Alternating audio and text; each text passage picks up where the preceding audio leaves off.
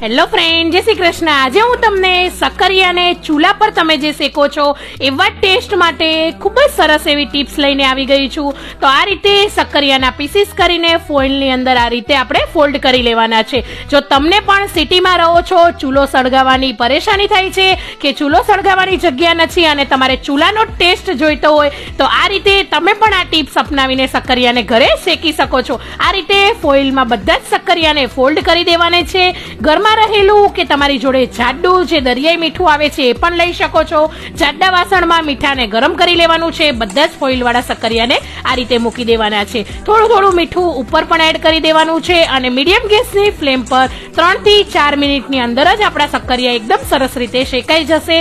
તો આ રીતે 4 થી 5 મિનિટમાં સક્કરિયા શેકાઈ ગયા છે। તમે જોઈ શકો છો વ્હાઈટ અને રેડ બંને મેં અહીંયા શેકીને બતાવ્યા છે। તો સક્કરિયા આપણા તૈયાર। મારી ટિપ્સ ગમી હોય તો લાઈક અને શેર કરી દે।